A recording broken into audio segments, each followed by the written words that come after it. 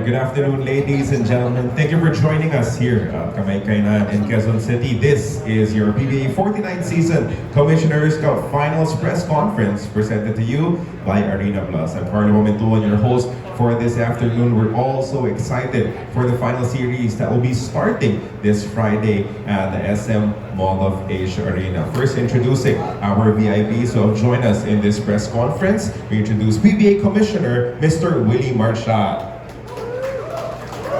Also here is PBA Chairman and TNT Governor, Mr. Ricky Vargas. PBA Chairman and PBA Vice Chairman and Barangay Ginebra Governor and Team Manager, Mr. Al Francis Chua. Also joining us this afternoon is PBA Finance Director, Ms. Odessa Encarnacion. Also here is Signal TV, Head of Channel Management and Programming, Ms. Risa Gilas. Hi, Ms. Risa.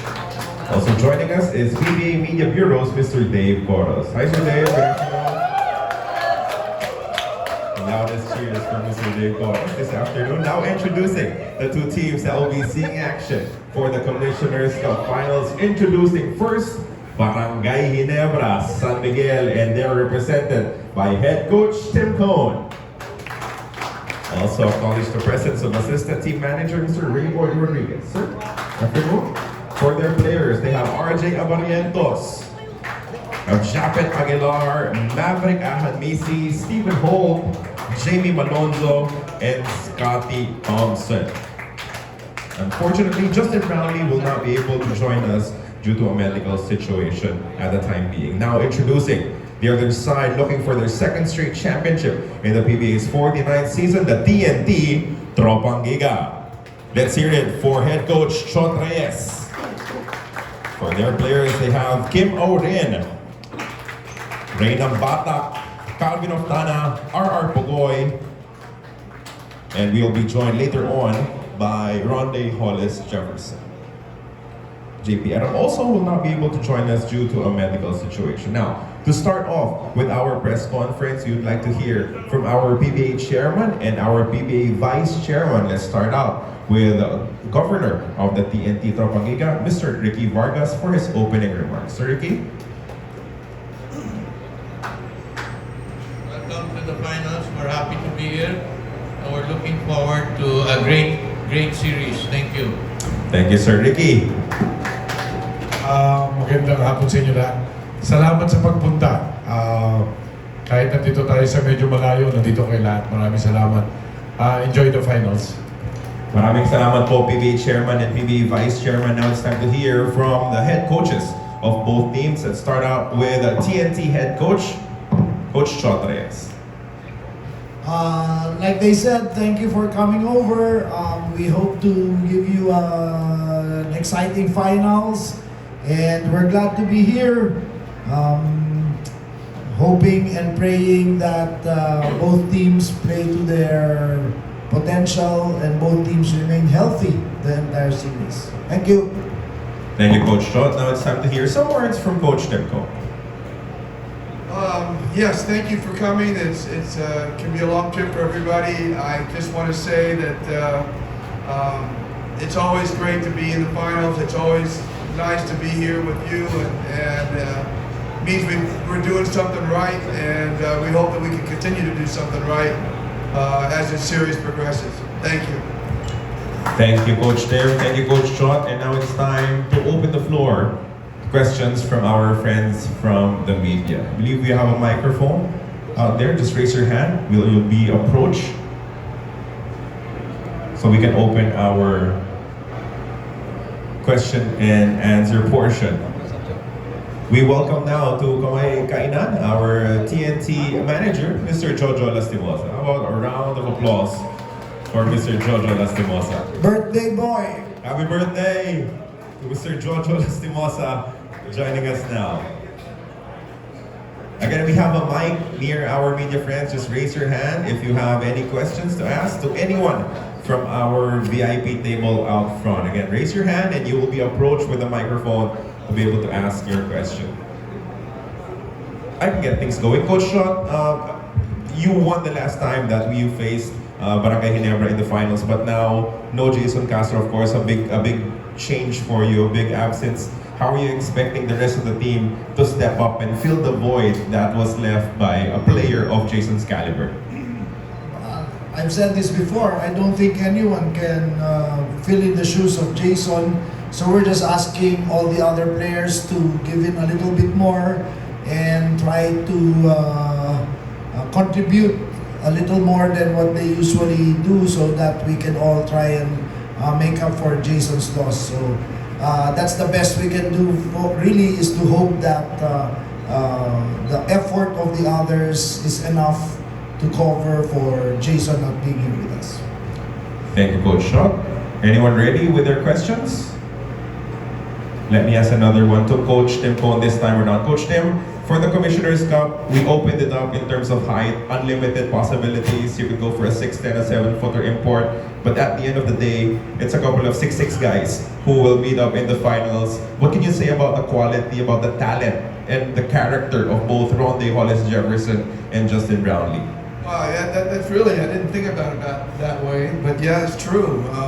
You know, it's really, I think, just the idea of continuity of these guys being in the league and knowing the league, being able to fit well with their respective teams. You know, RHJ has just brought a tremendous mentality to the Talking Text team.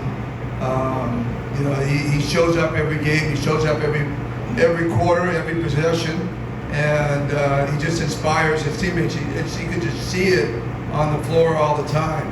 And for Justin, it just, you know, it's that comfortability that we have with him, the confidence that we have in him, knowing he's going to show up in big moments, just being a great teammate, and just being one of the guys, and never asking for special treatment, never asking really for anything.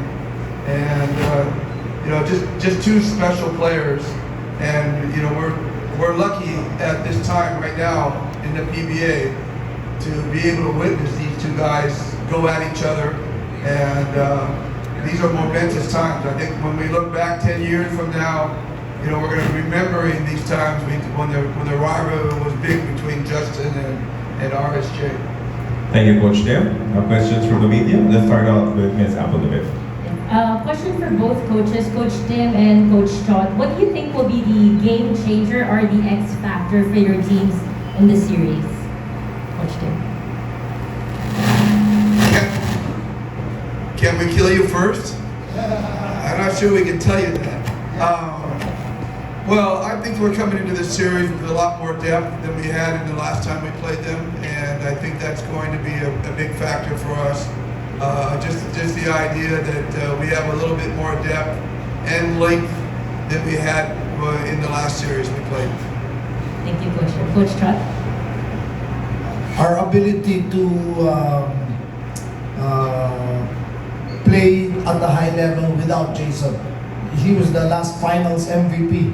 So it's like taking that piece away is going to be a telling factor. Having said that, the other players that we have, we're not going to sell them short because they've shown in the last series how well they can play even without Jason. But I'd be lying if we don't admit that it will be a big factor. Thank you, coaches. Thank you, Apple. Next, we have Mr. Ruben Terado. Good afternoon po. To the coaches, this is now the third time you'll be facing each other in the finals. Do you feel like TNT and Barangay Ginebra, the matchup is already a rivalry in the PBA, and how will that help the league? Well, I think Chot and I would both agree that we've been rivals for the last, since you left Alaska back in 19, forgotten? I don't remember. Yeah, I mean, there's always been that rivalry. You know, we're friends, but we also know we're competitors, and we like to compete. And I think, you know, irrespective of the teams we coach, we've always had great respect and really come out and compete with each other. It doesn't change through the years. So, in fact, it just continues to get heightened as the more we go along. And I think the older we get, I think the more special these series become. So I know we're both looking forward to it. Ako? 35 years to be exact. My last stint with Alaska was 1990, so that's 35 years ago before I moved over to Pure Foods. So, like Tim said, I think the more important thing is the legacy that we leave. Hopefully, we're two coaches who are not only coaching for the victory of our respective teams, but to really leave a mark and a legacy on Philippine coaching. And at the end, when all of this is said and done, hopefully that's something that we can both be proud of. Thank you, Sir Ruben. Next question. Yes, sir. Coach, for a question for Coach Shot. Coach Shot, Coach Tim mentioned their advantage, which is their depth. As we all know naman po, yung isa nilang player is formerly your player. How are you navigating a final series with a former player on the other side po? Thank you. With great difficulty. Troy brings a lot more than just his skills and his talent to a game. His willingness to do whatever it takes. He's a great teammate. So there's so many intangibles when you talk about Troy. So that's going to be, and he wasn't there in our last final, so that's going to be a big factor. But so is Jamie. Jamie as well is going to be he's 100% right now, and that's another factor that we have to contend with. So really tall order for us, but these are the challenges that make any competition worthwhile, right? When you're faced with very tall odds and still you find ways to at least compete and give ourselves a chance. And I think that is our mentality going to this series. Thank you, Denison. Next question. Sir Jenny. Good afternoon to Stephen Hall. Stephen, you were tasked to defend Arvin Tolentino in the semifinals, and I suppose you will be given the task of taking on Calvin Aptana in the finals. Just your thoughts regarding one BPC contender after the other. Thank you. Yeah, I mean, I've definitely grown in my role with this group. Obviously, we take pride in our defense, and I was able to show my skills on that end. It's going to be a great series. Obviously, I have very talented players. We're still working on our game plan and matchups and whatnot. But again, I'm looking forward to competing against all our guys over in TNT, and hopefully we can get the job done this time. Thank you, Stephen. Thank you, Sir Jerry. Next question, please. To the other side we go. A question for Ray Lambata. Of course, as the starting point guard for TNT, when you lose someone like Jason Castro, dumadagdag ba yung pressure sa balikat mo? Siyempre, ikaw yung tinitignan. Talaga kahit pa paano mag-step up in that point guard role for TNT? Yes, actually doon, nabigla din ako sa nangyari nung pagka-injury ni Kuya Jason. So, na-pressure talaga ako. Pero, yun nga, at least kahit pa paano na-overcome ko na yung pressure na yun. And na-realize ko na instead na bumaba yung moral ko, tinake ko siya as motivation and as a positive na rin para mas lumabas pa yung laro and makatulong pa sa team namin. Thank you so much, Ray. We have more questions from our friends from the media. Yes, Jonas. Good afternoon, everyone. First of all, congratulations on making the finals for both teams. Suppose this Cathy or Japet, maybe Coach Tim ko kasi parang it's been 2 years since Ginebra won the championship. For a team of your caliber, parang it's been a while. So will that be a factor going to the series, especially losing twice to TNT, sa pa yung factor na yun? Who wants to take this? Coach Tim? Or Japet will take it. Good job.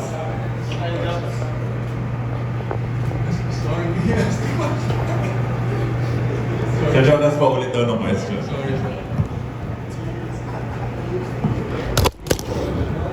Kasi it's been 2 years since last na champion ng Ginebra eh. For a team like your caliber, matagal na yun sa inyo eh. So, will that be a factor sa finals? Right now, obviously every conference we aim to win the championship. But right now this final series we just want to stay focused on the moment and sharpen the tool in practice and hopefully we will have a great series against Thank you, Japs. Thank you, Sir Jonas. Any more questions? Oh, I have one for PBA Commissioner Willie Marshall. Willie, we made the announcement that this coming Friday, Game 1 will be at the SM Mall of H Arena. It's been a while since we've gone to SM Mall of H Arena. Can you just let us in on ano po ba yung mga nangyari para makabalik na tayo finally and with such a good game, Game 1 of the Commissioner's Cup Finals? Tama, Game 1 and 2 sa MOA tayo. Kasi yung mga ibang venues natin, nahihirapan naman tayo sa schedules. May mga concerts, may mga iba't ibang events sila, kaya nahihirapan tayo. Ngayon, naibigay sa atin yung Game 1 and 2 sa MOA. So talagang kinuha na natin. Kasi yung Araneta 5, 6, 7 binigay din sa atin. Yung Game 3, Phil Sports, Game 4, Minares. Yun ang sinasabi ko, nahihirapan tayo sa schedules. Nahihirapan tayo, hindi sa schedules, nahihirapan tayo sa mga venues. Kung ano yung pinakamagandang available, kinukuha natin. Thank you, Bob. Any more questions from our friends from the media? Yes, Sir Ruben. Coach, meron bang plano si Jason na like manood sa game in order to cheer on the team? Yeah, I'm sure. Basta kaya na niya. He's currently recuperating. Wala pang 1 week, wala pang 5 days from his surgery. But as soon as he's mobile enough, I'm sure he's going to come and make his presence. Not only sa game, but sa practice.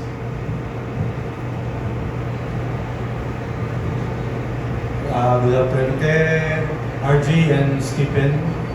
You were denied of your first championship the last conference. So, just how do you like your chances this time with Ginebra in full strength? Oh yeah, I mean it's a big blessing. 2 conferences, 2 finals appearances. Definitely don't take these moments for granted. It's all due to our hard work individually, as a group, as a team. And again, obviously we're very confident. We like our chances, and this is why we compete. 2 great teams, 2 great coaches, and a lot of great players. So let's just roll the dice and see what happens. We're very thankful. Nakabalik na rin yung mga ibang players namin galing injuries like JB and Maya, and additional namin and so siguro yung mindset na namin same lang naman ng last conference so mas lalong didiin lang kami ngayon, and we're hoping na magkaroon ng magandang series against Tropang. RJ, tsaka kay Ray na rin, most probably kayo mag-match up this finals. Ano lang yung tingin yung sa match up nyo?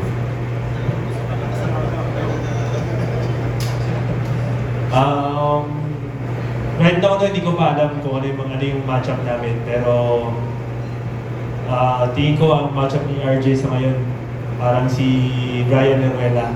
Pero Wag sinabi niya. pero gusto ko rin naman talaga makatapat si RJ kasi tulad nga ng sabi ko, even last conference pa na rookie veteran na talaga tawag ko sa kanya, ang turing ko sa kanya. So magaling talaga si RJ, magaling yung bata. And pagkaharap mo siya, pagkalaban mo siya, marami kang matutunan. RJ? Thankful ako na makakalaban ko o makatapat ko yung mga ibang players like Kuya Ray or iba pang players na mga veterano sa PBA. So, same lang ng sorry naman sir.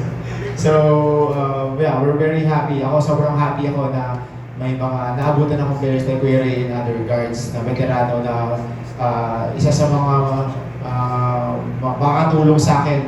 Kung di ka kampi ko, kalaban ko naman. So, yun lang. Let's welcome Ronde Hollis-Jefferson to our press conference. Hey, thank you for joining us here. All right, do we have more questions? Yes, Abo. Question for Mav.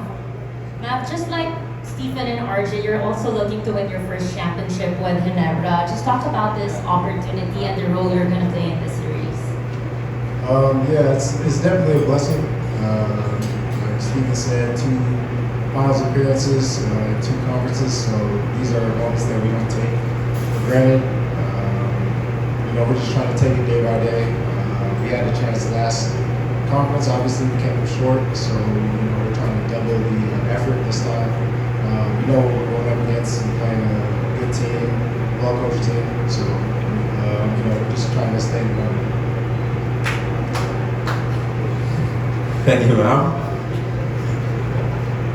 Next question, please. Anyone ready for a question?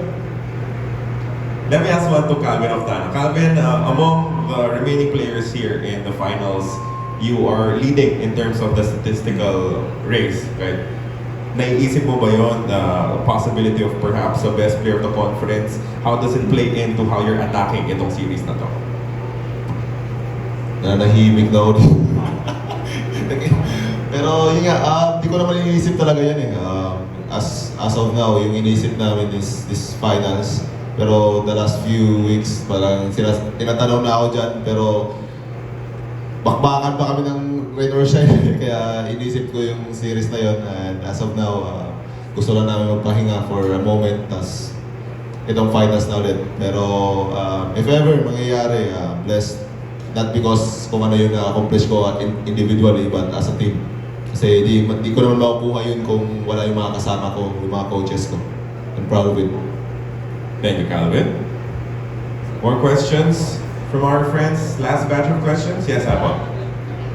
A question for Ronde. Ronde, we heard you broke your fast last game in the semi-finals. Is that something, your fast and even the praying at night, is that something you are going to do again, or you think you're going to need to do this series against Ginebra? Yeah, I broke it because as you get older, your body needs a lot more. So I'm not that old, but I turned 30. So I needed to eat something, I needed to hydrate. More importantly, I needed to hydrate. So I'll see how I feel going into game 1, but I'm going to err on the side that I'll probably eat, and then I'll just make it up after Ramadan.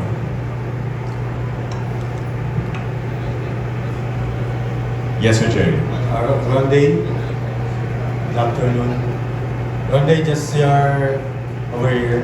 your thoughts of going up against Justin Brownlee again with your personal rivalry dating back from the 2023 Governor's Cup Asian Games and then the Governor's Cup again, now the Commissioner's Cup.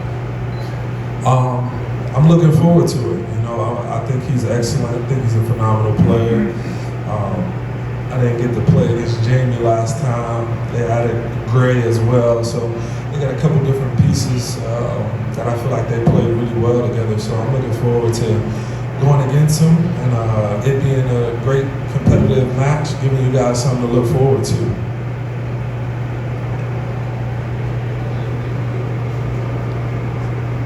Sorry, Ben. Jamie, just your feelings about coming back in the finals.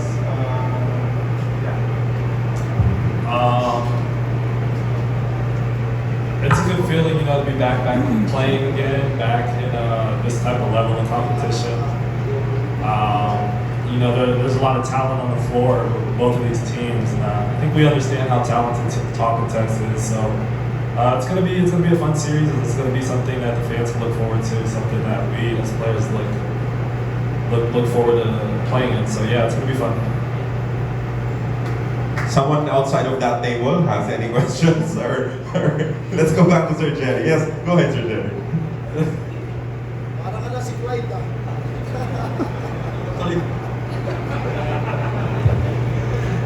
Ay, isa munang tanong kay Scotty, di pa nagsasalita. Scotty, in terms of series, I think ito yung pinakamababa mong nilarong minutes on average in your series against Northport.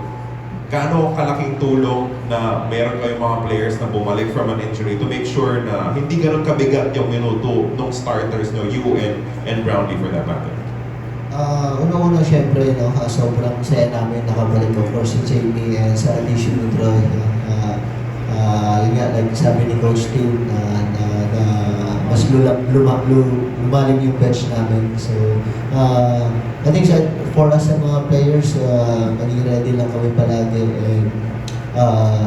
And we know yung talk and text, sobrang lalim din nila. So, I think sobrang ganda ng matchup na to, and yung mga fans, for sure, talagang ma-excite sila sa series. Maraming salamat, Scotty. Yes, Apple, again. For RR Pogoy, RR, napag-usapan kanina, sabi mo nga itong series na ito parang dagdag bawas. May nabawas sa inyo, dami na dagdag sa kanila. Just knowing that situation and mas nadagdagan yung responsibility sa'yo, kay Calvin and the rest of your teammates, how do you approach this series just knowing that disadvantage that you have? Yun nga, yung sinasabi din ni Coach Jola sa amin, nila Coach, na kung yung nilalaro namin last conference, ganun lang, hindi kami mananalo sa Ginebra. Dapat higitan pa namin yung nilalaro namin last conference para may chance kaming manalo ngayon. Thank you, Ara. Sana lang. Go ahead, Sir Jay. So, to Calvin, Kim, at saka kay Roger. Kasi the last finals, yung outside shooting yun, obviously was among the big difference dun sa finals. Are you up to the challenge again this time? I think Kim's nervous. Let's have Kim answer this question. Discord nyo lang daw. Online na lang. Kim, yung outside shooting yun kasi the last time you met Ginebra in the finals was a big difference. Ngayon ba, up to the challenge kayo about your outside shooting again? Siguro, araw-araw namin pinapractice yun, and yun talaga yung parang pinaka-main gun natin is 3 points. And right now, talagang pinagigihan namin yung game plan namin para sa Ginebra. Kasi itong Ginebra, they have an amazing team and amazing players, so mahirap sila talunin tayo.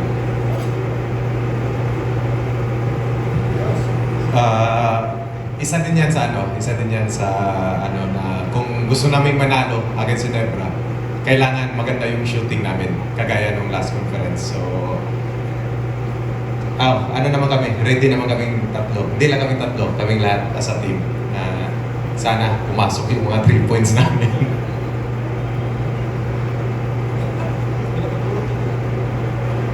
Pagdasal na lang namin, sana pumasok na. sana yung bola may anghel, no? Tsaka yun, napaka-importante naman talaga sa team namin yung percentage sa outside shooting namin. Doon kami nag-rely if low yung percentage namin sa outside or unti yung tinitake namin outside, talagang mahihirapan kami manalo sa isang game. We'll take advantage of it, tapos ginagawa naman namin yun araw-araw. Last question for me, for the coaches.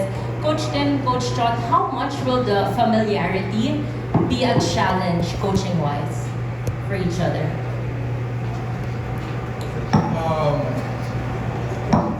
We've been at each other for quite a while. We've coached against each other. We've coached with each other. Obviously, the familiarity is there. It's hard to, even with his, Josh, his assistant coach, is with me also with Gila. So, he knows us inside and out, and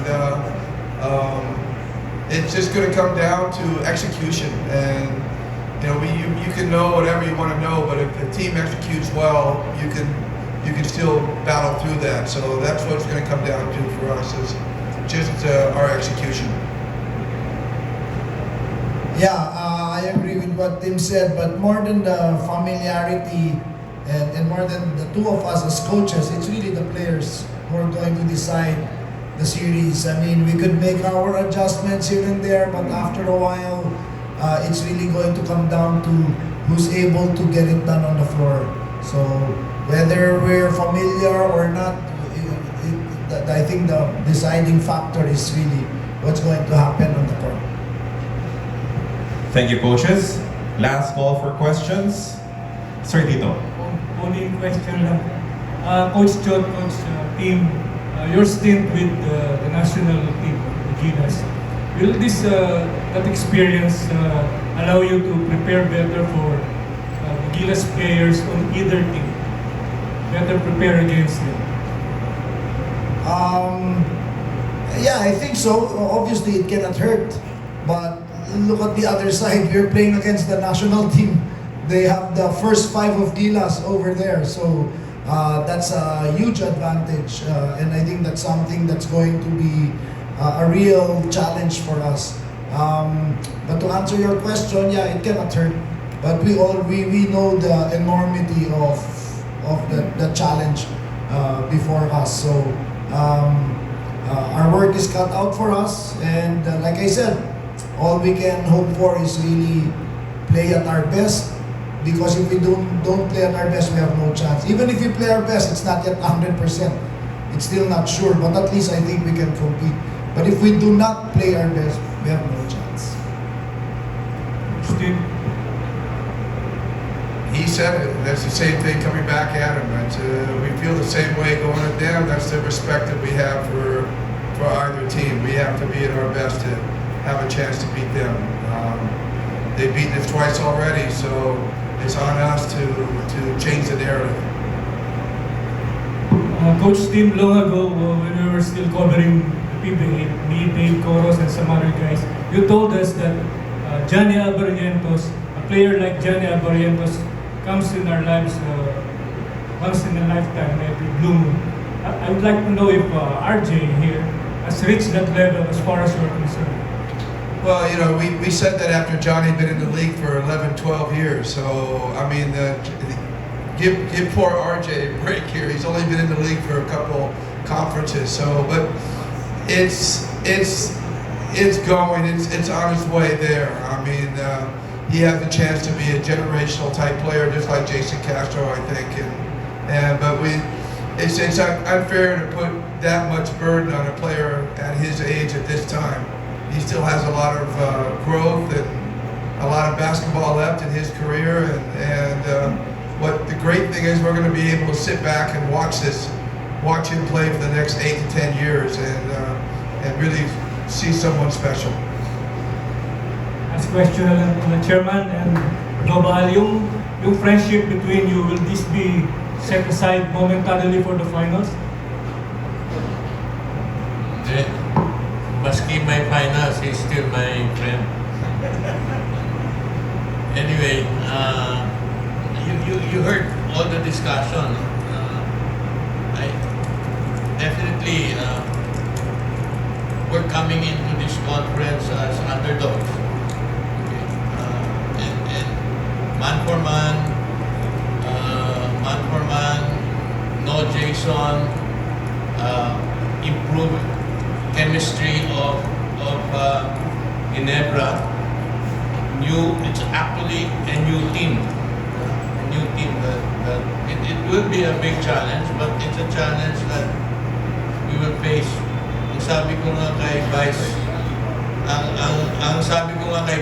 sabi ko, Vice, pwede ba paabutin nyo ng 7th game para naman makarating kami sa 7th game. So, no, definitely. If you take a look at it, you know where it's heading to. No? We've won some games with them, but today, the Ginebra team is different. It's a different team, and it will be a different team in the finals. But having said that, we will also be a different team in the finals. And we will also do our best in the finals. And we owe it not only to people who watch the finals, and probably because of that, this may be the best finals that will ever happen in the PBA. So that's where we are. And as Coach John said, at the end, It's chemistry. I think I heard that also from Coach Tim when I was in part of the Gilas team. He talked about chemistry. He talked about playing together. At the end, both teams test that. And the one that has better chemistry will probably have the edge. And the other thing is, because chemistry is playing together, right? So I think they both have that experience of playing together. And I think what we try to do best, it's hard work, but it's called defense. So that's what we try to do best. And we've won games because of last-minute defense. And I get the advice of Al Francis when we were playing Raynor side. Sabi niya sa akin, Chairman, mananalo kayo dyan. Just tell your players to be patient on defense. And they were patient on defense, especially on the last 5 minutes of the game, where most of the game was decided on. And we will play defense. Chemistry, the one that has best chemistry in any game will survive that game. So it's going to be a great series, but it's going to be tougher on our hand to be able to play at the level that Ginebra will play, and I'm sure they will play at the highest level that they will play. So expect a great series. Manood kayo. Okay, thank you. First of all, we're not underdog, no? Alam naman ito si Chairman eh. We're not underdog. But ako, personally, I'm just happy that both Tnt and Ginebra were in the championship. You know, after elimination, quarterfinals, semifinals, masaya kami na nakapasok. You know, everybody knows, pag nakapasok ng Ginebra, masaya yung mga magandang taong nanonood. No? I think, experience-wise, mas may experience sila. Mas mga veterano yung mga si Uktana, kunyari lang bata yung matanda na yan. So, experience-wise, pareho. Coaching, you know, it's nice to watch both of them. Si Coach Chot at si Coach Tim, nice panuulin sila, no? Gusto mo sila mapanood, pumunta kayo sa malls. Makikita nyo sila sa Tony and Guy, magkatabi. So, libre pa. Libre promotion pa. Okay, so yun lang. You know, sa lahat ng nakikinig ngayon, it's a matter of kung sino mananalo, sino matatalo. Kami yung nagpapasalamat na nasa championship kami. Sa lahat ng taong buong Pilipinas, sana po supportahan nyo kami at manood kayo lahat. Maraming salamat, PBA Chairman Ricky Vargas, PBA Vice Chairman Al Francis Chu. I think we're all out of questions. One last question from Sir Jerry. We're not listening, ha? Ano lang, about officiating, alam naman natin every finals, medyo nagiging issue yan, nagkakaroon ng counting. Kahit hindi finals. Ayun. Nagsimula kami 20 referees. Pagdating ng quarterfinals, nag-16 kami. Semifinals, nag-14. Baka dito, mga 8 to 10 referees na lang. Tingnan natin, ginagawa naman ng technical committee. Nagsususpindi tayo. At ngayon, hindi sila luluhod. Ako luluhod sa kanila. Tama na reklamo. Hindi, biro lang. Coach, I love you. Yun lang. One last question na yun. We're good. We're all good with questions. And I think that will be the end. But before we officially end our press conference, just an invitation from PBA Commissioner Willie Marshall na suportahan ng lahat ng PBA fans ang paparating na Commissioner's Cup Finals. Just an invitation ko sa lahat ng fans. Katulad po sinabi ko sa mga interview ko, nagpapasalamat po kami. Paulit-ulit po ako na nagpapasalamat sa mga fans na patuloy nila pagsuporta, Nandyan po sila, nagbibigay sila ng oras sa PBA. Maraming salamat po. Abangan nyo itong finals na to. Maganda po to.